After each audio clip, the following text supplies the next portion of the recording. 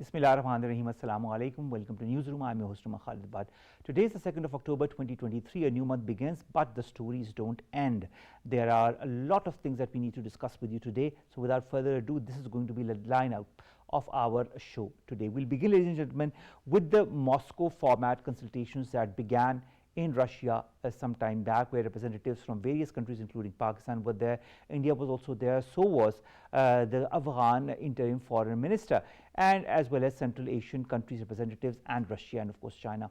The main of course crux of it was to discuss what is happening in Afghanistan and what needs to be done. A lot of question marks were of course raised as to the current situation in Afghanistan, specifically with respect to the terrorist outfits that are present there, as well as the government and the way the government in Afghanistan, the interim government, needs to move forward. Also, humanitarian aid in the country was discussed, as were other matters. A declaration was taken out at the end of this Moscow format, and we are going to discuss the highlights of that, as well as what needs to be done as far as Afghanistan and the responsibility of the countries involved in the Moscow format is concerned. This is the 5th time that these countries have gotten together in Russia. Our second story, ladies and gentlemen, concerns the elections that were recently held in the Maldives. Now, in a major blow to India, the pro-India leadership that was there in the Maldives is no longer there, and in fact it's a pro-China candidate that has won the elections. Mohammad Muizzu received 54% of the votes, and the vote shows a bitter divide between the pro-India and the pro-China camps. Of course, this in a country like the Maldives, which is a beautiful country to go. If you ever get to visit it, do so. And of course the people are extremely friendly. This said, of course we are going to discuss the politics of the Maldives and how this new change in the leadership is going to change the whole perspective of the Maldives as well. Then we are going to talk about the International Day of Non-Violence, ladies and gentlemen, that is being observed across the world today.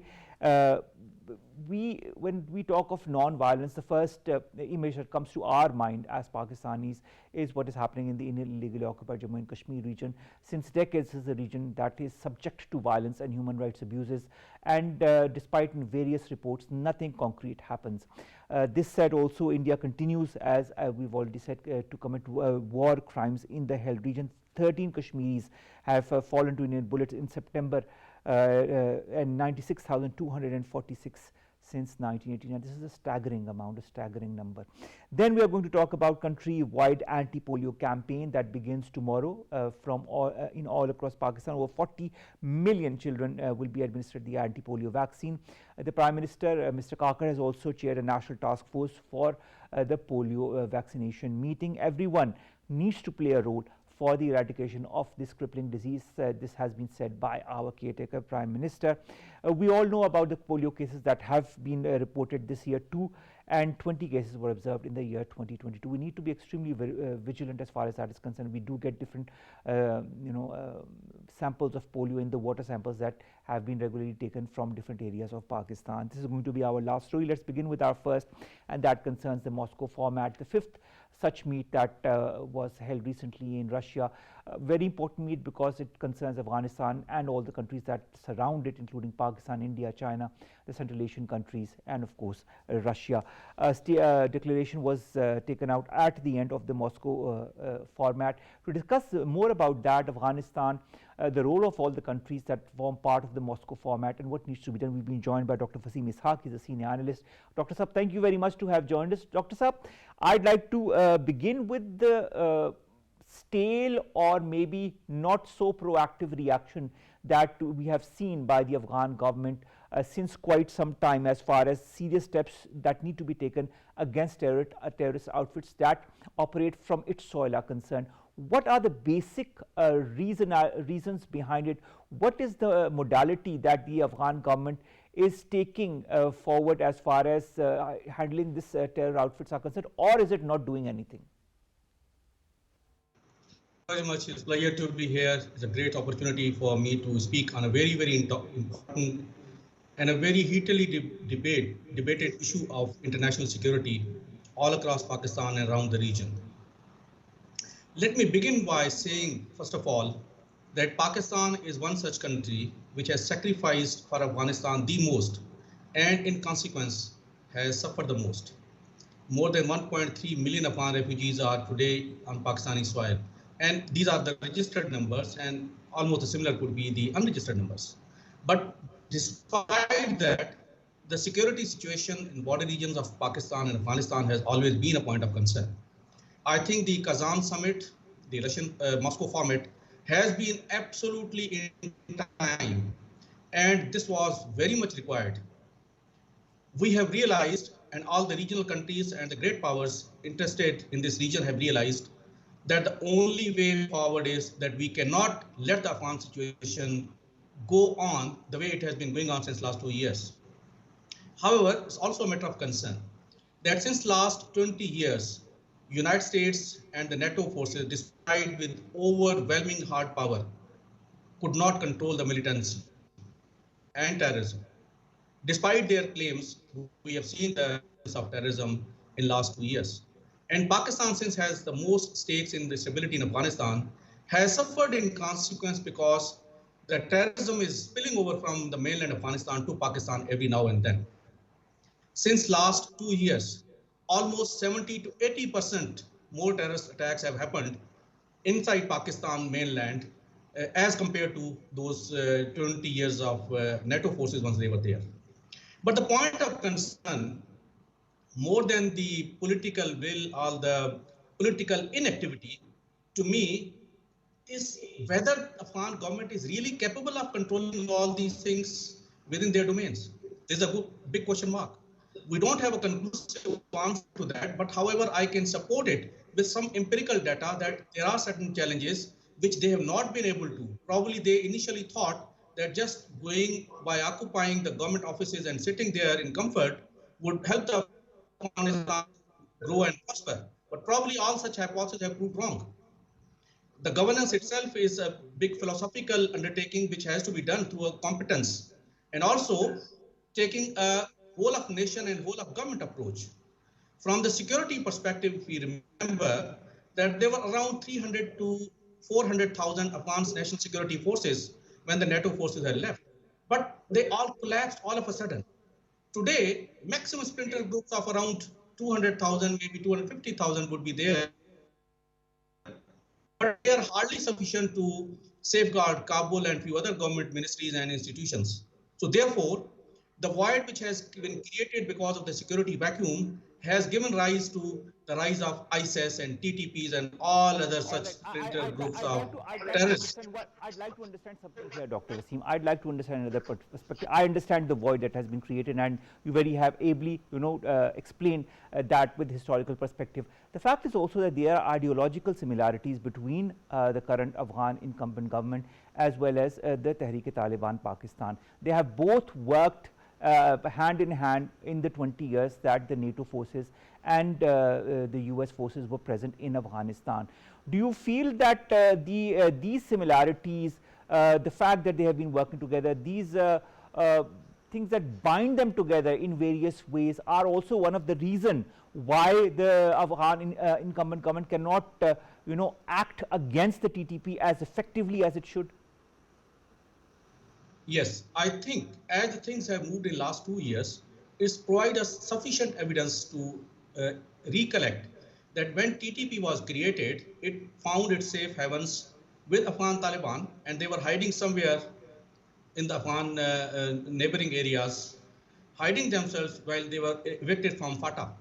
However, Afghan Taliban found their space through TTP while they were operating inside Pakistan, or maybe in certain areas of Afghanistan, but mostly in Pakistan. So to me, both these forces are acting complementary to each other and therefore providing the military muscle to each other, and which has become even more active in last 2 years, and especially in this year, because TTP does not have now, in my reckoning, the unified command structure because they were defeated thoroughly and squarely when they were thrown out of Fatah. However, in last 2 years, they have tried to regroup, and Afghan Taliban providing them material and moral support and also the safe havens because of their inaction within their Afghan territory has provided them sufficient leverage to Pakistan. So there are certainly a clear nexus between Afghan Taliban and TTP. All right, I'd like to pinpoint towards one of the statements made in the Kazan declaration, which says the parties noted with concern, quote unquote, the parties noted with concern the difficult security situation in Afghanistan due to the intensification of the activities of terrorist groups, primarily ISIS. Now, here is the emphasis on ISIS. We all know also that the same group was also behind some of the incidents that have happened in Pakistan, including one that targeted a certain political party in our country as well. How important do you feel is the role or could be the role of other countries that form part of the Moscow format as far as jointly or individually working against such elements? Okay. ISIS could be one factor, and all these regional countries may not be so much concerned about TTP. And ISIS is a phenomenon. It has a regional outreach. It has regional dimensions and regional wishes to bring everything under Islamic merit. However, TTP is Pakistan specific. While ISIS is also trying to interfere inside Pakistan through terrorism, the TTP is also trying to do the same. The Kazan declaration was not a country specific. Yes, of course. Therefore, in a wider regional context, all these countries probably thought that the one ISIS factor would be one factor on which all countries would have a sufficient number of threats. However, from Pakistan's perspective, ISIS and TTP both are threats. So we have to safeguard against both simultaneously. You know, Dr. Saab, I refer to the emphasis that is being put on the terrorists and all the grouping of these elements that are present inside Afghanistan. Again, the statement calls on the current Afghan authorities to take effective measures to dismantle, eliminate, prevent a placement of all sorts of terrorist groups based in Afghanistan, and to prevent the country from being the terrorism and stability hotspot and spreading it to regional states. That is what exactly is happening in Pakistan through TTP that has its grounds firmly established on Afghan soil. What needs to be done? We know what Pakistan is doing on the intelligence level, on our defense forces level, on different other levels as well. What more needs to be done by Pakistan? Do you feel Pakistan needs to join hands with the other members in the region and maybe create a joint force or help the current Afghan interim government in creating one such force? Okay, I will answer this question on two planes. One, what Pakistan should do itself. I think the way it has been announced by Army Chief and the government that zero tolerance on terrorism. So that means Pakistan has to go all out against all such incidents of terrorism. And however, I would like to advise over here that we may have to revive the National Action Plan. We have to follow the whole of government approach and whole of nation approach inside Pakistan also and mobilize everyone against the terrorists. We have to deny every inch of space to the terrorist. For the overall regional perspective, we have to get involved the way we have been involved in this Kazan summit at all the regional levels and all the regional forums. However, the big question is, does Afghan interim government has the capability to dismantle all the terrorist infrastructure inside Afghanistan? This is a big question. They have not actually confirmed to any of these things that they are going to do that. However, they should be mindful of this. But do really they have the capacity to do this? I think is a big question mark. And on doing this, maybe if they feel they should forward a request to all these regional countries, and especially the big countries like China and Russia, and maybe Iran and Turkey also to get involved. And if they need a capacity building of their law enforcing forces, that must be done. But the operations inside Afghanistan should be Afghan-led and Afghan-owned, because we would not like to have any fallout of such operations in future, because that might give a tinge Dr. of any outside interference. Dr. Saab, I'd like to stop you here. You said an Afghan-owned and an Afghan-led, operation against all these elements, which brings me to another question. The inclusivity as far as the current Afghan government is concerned. It had been said since 2021 that the government that is formed in Afghanistan needs to have representatives from all the parties that are present inside of Afghanistan. That hasn't happened to date. In the Moscow format this time as well, it was something that was discussed in detail. Do you feel the lack of inclusivity is also one of the causes why such terrorist elements go on doing whatever they are doing without any opposition whatsoever? Thank you very much. The good question. If we see the contents of Doha Agreement under which the NATO forces had to pull out and this interim Afghan government was installed, the important points revolving around the governance were the inclusivity. All Afghan factions were to be represented. But I think this is the first one which was violated, unfortunately. And thereafter, it is just a representative of few Afghan factions. So that's why this is the biggest constraint, political constraint on the Afghan interim government, that since it is not a representative of entire Afghanistan and it has not factored in the other factions. So therefore, I would say the government remains inside Kabul and Kandahar and maybe a few other areas where Pashtun is majority, but more than half of Afghanistan is probably without their influence and without their effective governance. So for that, they have to reorient their strategy as well. So inclusive Afghan government has to be announced and has to be done at priority as soon as possible. And based on that, then they have to go for an inclusive Afghan security forces. And each then security forces should be responsible for their respective regions. And probably that is the way they would be able to eliminate and dismantle the infrastructure of terrorism, which has been growing on and on since last 2 years. But these are the two factors at the political level and the military level, which the Afghan government has to do as a compulsion, as without this status quo may not go on for a very long time. All right, Dr. Saab, I'd also like to point out towards the three recent attacks that have happened in Pakistan, and that too on Eid-e-Milad-ul-Nabi, what happened in Masood, what happened in Job, what happened in Hangu, are a huge cause of concern, especially looking at the current context with respect to the TTP, but also with respect to countries that are backing elements that enhance instability in Pakistan. And here I'd like to point towards the involvement of RAW and what happened in Mastoom. Do you feel that operatives such as RAW can be stopped through an effective mechanism involving the regional countries, because we have seen this operative rear its ugly head time and again, and that is one of the reasons that we see incidents like these happening, such as what happened in Mastoom. You must have heard the statement by the Interior Minister Sarfaraz Bukti in response to this blast. What do you have to say as far as that is concerned? How can we successfully thwart the attempts by RAW, by India? There is absolutely no doubt, as the investigation has progressed up till now, that RAW is involved in destabilizing Pakistan, and it has been actually supporting all these terrorist activities inside Balochistan as well as in KPK. Unfortunately, this has been Indian desire, and India has been successfully able to get the space for terrorism within Afghanistan. Now for that, we need to have our counter-response strategy. And what is that? We need to go for a strong intelligence sharing mechanism with Afghanistan. We do have, but still, seeing the loopholes, might have to increase it even further. Second, we have to involve the regional countries, especially those which are bordering Afghanistan, to inform them about the Indian RAW activities against Pakistan using Afghan soil. While we can say, but now we have evidences. So all such evidences, dossiers should be presented in such regional conferences, and I'm sure something would have been done in Kazan, although it didn't come out in the communique as such. No, India is part of the Moscow format, you know that very well. Yes, it did come out as a Moscow format in overall context of ISIS, asking the Afghan government.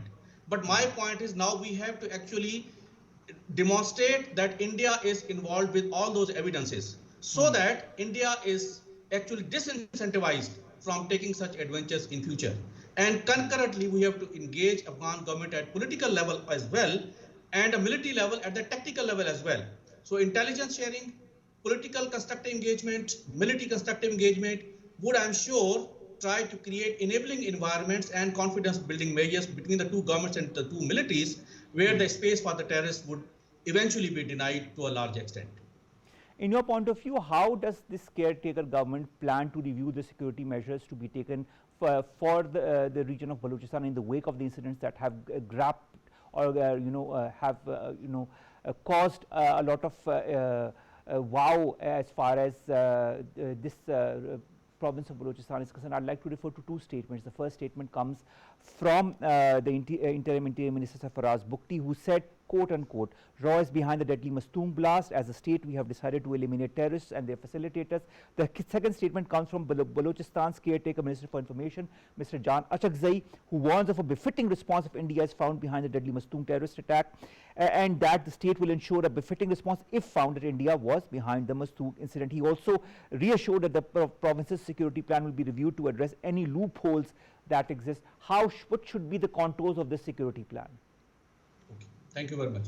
Again, I would like to answer this question on two aspects, one at international level and the second at national level. So first at national level, I think there's a dire need now to have a National Security Council meeting involving all the stakeholders of the government as well as the military as well as the intelligence agencies, and we need to review our existing security mechanism and also the response strategy from tactical to the operational end to the strategic level. That way, our national action plan, maybe certain things are required to be modified, those should be put in place, certain responsibilities to be given to the provinces that should be put in place. And through a whole of government approach, we would like to give a strong messaging to the terrorists that the entire security apparatus and the government, and is backed up by the entire Pakistani nation, would not actually tolerate this terrorism. Even an inch of the territory of Pakistan would ever be snatched by these terrorists, and any future terrorist incident would actually will not be tolerated. And at the international level, we need to expose the Indian designs now with with the concrete evidences which we have now, and we need to engage the great powers, especially the United States, the European Union, the United Nations, etc., and show that this is how the Indian has been destabilizing Pakistan. So therefore, the India should be disincentivized, and in fact, its behavior has to be changed from no check to at least some questioning by the international players, because this is how the global system works and this is how the regional players should be working. So therefore, we need to actually follow a proactive diplomacy at the international level as well, so that the Indian designs are exposed and India is disincentivized from taking such actions in future. Thank you so very much, Dr. Waseem Ishaque, senior analyst, who have joined us, who have talked to us about the Moscow format, about the result through the Kazan declaration, how important that is for regional stability, and also what is happening in Afghanistan and how the trickle-down effect of the terrorist elements from the Afghan soil into neighboring countries is destabilizing not only Afghanistan, not only the neighboring countries, but the region in its entirety. And of course, the involvement of India and RAW as well in incidents that are happening in Pakistan. Thank you so very much, sir, to have joined us. I hope to get you back again very soon. Let's come to our second segment, and our second segment concerns the presidential elections that were recently held in the Maldives. Now, opposition candidate Mohammad Muiz has won the Maldives presidential runoff that happened on Saturday. He secured more than 54% of the vote, beating President Ibrahim Solih, who had 46% after almost all the ballots had been counted. This is a very important change as far as Maldives politics is concerned, because it changes the whole foreign policy aspect of the country from a very pro-India to a very changed perspective. How is that going to bode for the Maldives, which is a beautiful place to visit nevertheless, and how is that important for the relations of the Maldives with other countries? More in the following report. Candidate Mohammad Muiz has won the presidential elections in the Maldives, defeating the incumbent president who had strengthened relations with India. President Ibrahim Mohamed Solih accepted the defeat in the runoff poll, congratulating his rival Muiz, who had won 54% of the vote. Muiz, mayor of the capital Male, campaigned with the slogan "India Out." Solih will serve as the caretaker president until his successor is inaugurated on the 17th of November. In power since 2018, the 61-year-old Solih from the Maldivian Democratic Party strengthened the relations with India, calling it an India First policy. The Maldives have long been under India's sphere of influence. Maintaining its presence there has given Delhi the ability to monitor a key part of the Indian Ocean. Muiz, 45, from the Progressive Alliance coalition, favors better relations with China. China, with its rapidly expanding naval forces, wants access to such strategically important locations, something India wants to prevent. Beijing is also keen to protect its energy supplies from the Gulf, which pass through the area. In the last decade, Delhi gave the Maldives 2 helicopters and a small aircraft. In 2021, the Maldivian Defense Force said about 75 Indian military personnel were based in the country. Soon after, the opposition began an India Out campaign, which demanded Indian security personnel to leave the Maldives. Before Mr. Soleh, Abdullah Yamin from the Progressive Party was president from 2013 to 2018. During his term, the Maldives moved closer to China and joined President Xi Jinping's Belt and Road Initiative. Yamin is currently serving an 11-year prison term for corruption, barring him from contesting this year's vote. Hundreds of supporters of Moizu gathered in front of the PPM headquarters to celebrate the victory. Now, to discuss the recent presidential elections in the Maldives, how that is going to change the geostrategic or geopolitical situation in the country, we've been joined in the studios by Masood Hassan. He's an expert in international relations. Masood Sahab, thank you very much to have joined us. Masood Sahab, let's begin with this huge change that we've seen in the form of a new president-elect in the Maldives. How is that going to change the geostrategic positioning or geopolitical positioning of the Maldives vis-a-vis India and China? Actually, it shows that India has hegemonic designs and expansionist design against its neighbors for a long time. And we look back, Maldives, Sri Lanka, Bangladesh, Pakistan, Nepal, all those countries, they are the victims of the Indian interference. Indian forces, they landed in Sri Lanka. India invaded East Pakistan in 1971 against the International Charter of the United Nations. So it shows that India is suffering from an old disease of the colonial powers to claim others' land as their own and never give up its claim against them. Same cases with Pakistan about Kashmir. There are 28 indigenous freedom movements are going on in India. So if we expect that India will give up the habit of interfering and imposing its will against its neighbor, we do not expect it, because India poses itself as a regional power and it has, expansionist design, as I earlier said, against the neighbors. So this is a new chapter which India is getting.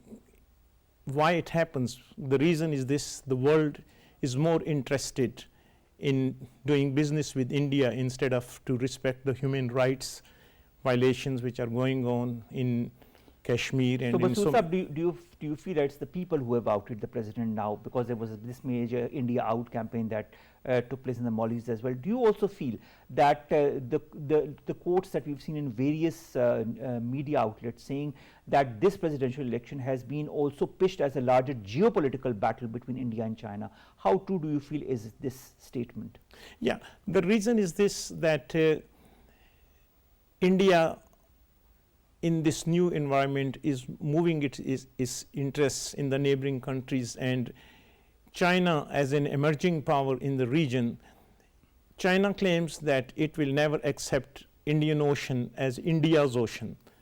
And India is trying to get back from the Western countries and taking advantage of American policy of containment of China.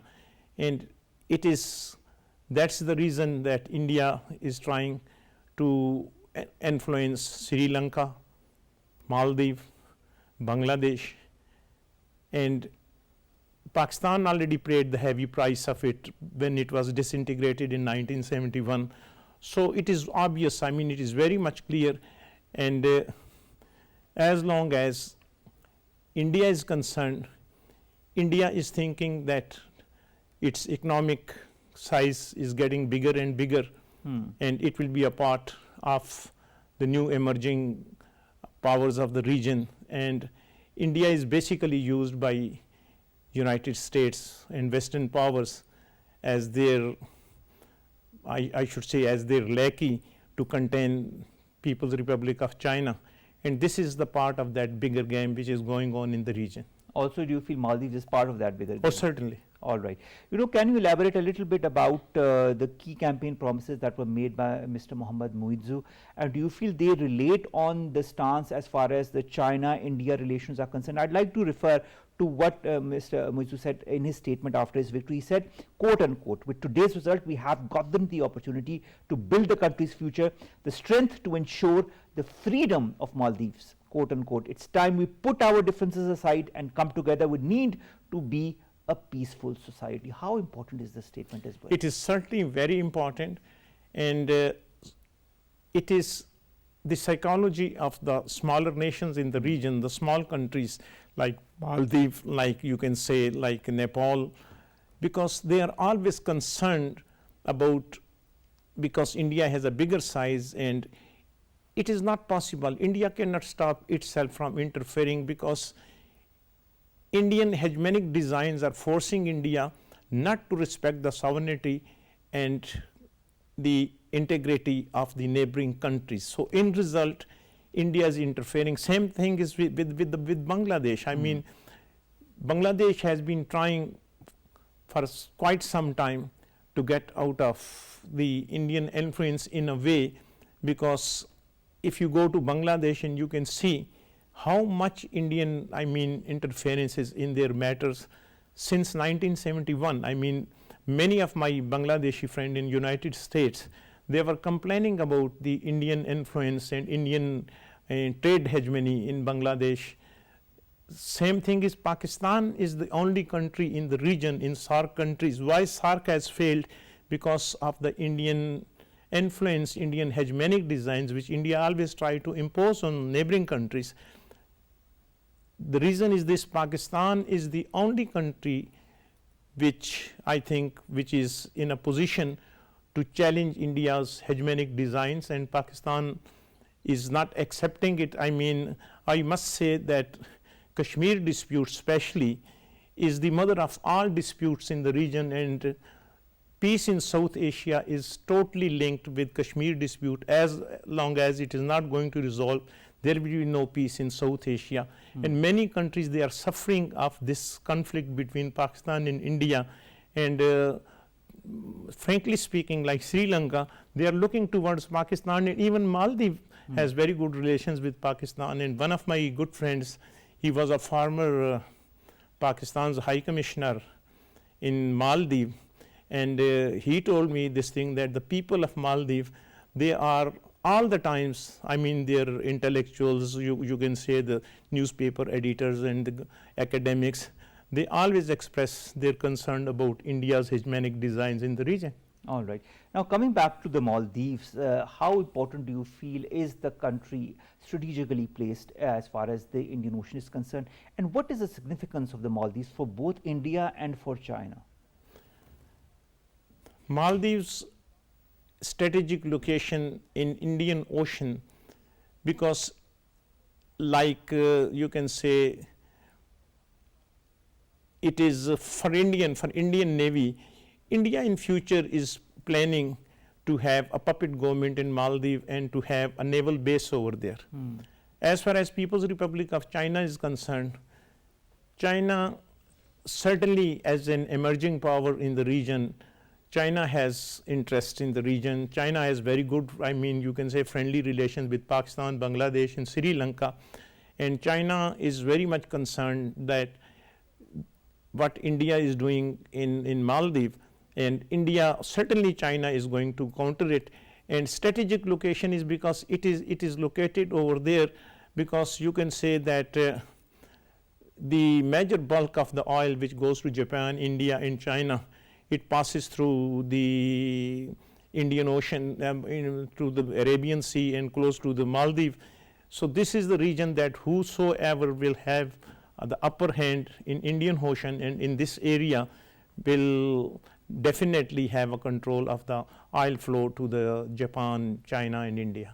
How can Pakistan, take advantage of this new leadership of the Maldives? How can it strengthen its relations with the country? Yeah, Pakistan needs to certainly have a very good relation, because Pakistan, first of all, the very first thing is that the people of Maldives and the leadership of Maldives, they are clear about Pakistan's aim, that Pakistan is a friendly country, Pakistan respects their sovereignty, Pakistan has no any hegemonic or regional designs in the region.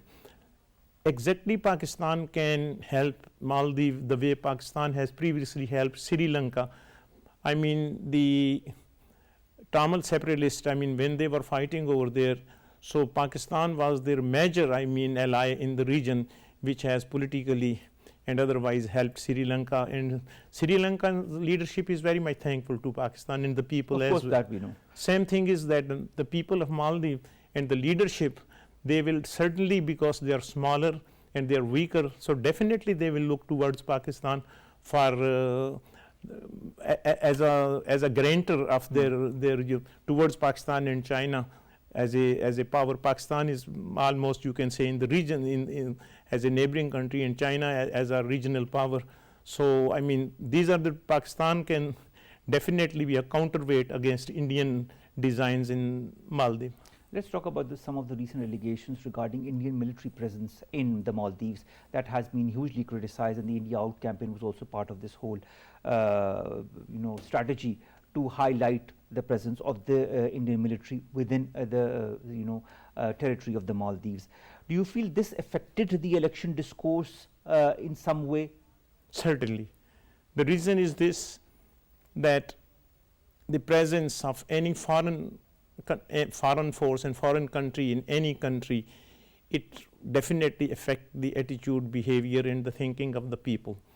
I mean, what happened to Rajiv Gandhi in Sri Lanka when he visited, that incident shows the disliking of the people of Sri Lanka against the Indian interference in their matters. The same model is that when India is sending its troops under Peace Corps or something like that in Maldives, the results will be the same, because they consider it as an occupied force. That is true. Also, Masood, I'd like for our viewers as well for you to explain a little bit about the historical context of this competition that has been on between India and China as far as influence in the Maldives is concerned, and how do you feel this influence or this geostrategic tug has evolved over time? I think this whole region, South Asian region, I should say, the Maldives is a part of it, because it is just, you can say, the small little place. As far as, the whole region is concerned, in this region, India is totally in American league to contain Chinese influence in the region. And smaller countries, certainly India is militarily strong than its neighbor countries, Pakistan and other neighboring countries, Maldives and all these countries. They are looking towards China as a counterweight. The country, for example, China has a history that it has never interfered in the internal matters of any country. China has the principle stand that it respects the sovereignty of in the nations, their independence. So this is the reason that under I think it is called Panchila, the principle of Chinese since 1952. So smaller countries are definitely, for their economic development, for their political stability, they are looking towards China for the sport and all that stuff.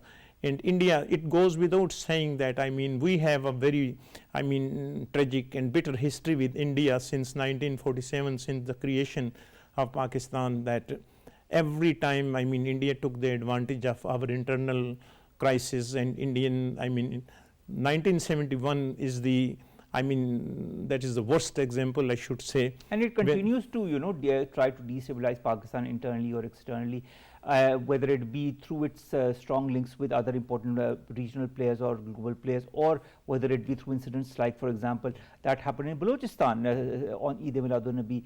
There is huge evidence of there being a raw involvement as far as that is concerned. But this is for Pakistan, because India considers, Pakistan as some kind of an arch foe for whichever reason, although Pakistan has tried to put an olive branch for talks to be held between the two countries with trying to to sort out thorny issues like that of an illegally occupied Jammu and Kashmir. But here, for example, if you come to the issue of the Maldives, this goes, beyond its respective territory and goes to another, region that is a bit far away, a little bit farther than Pakistan is, for example, or than what Bangladesh is, or Nepal for that matter, or Sri Lanka.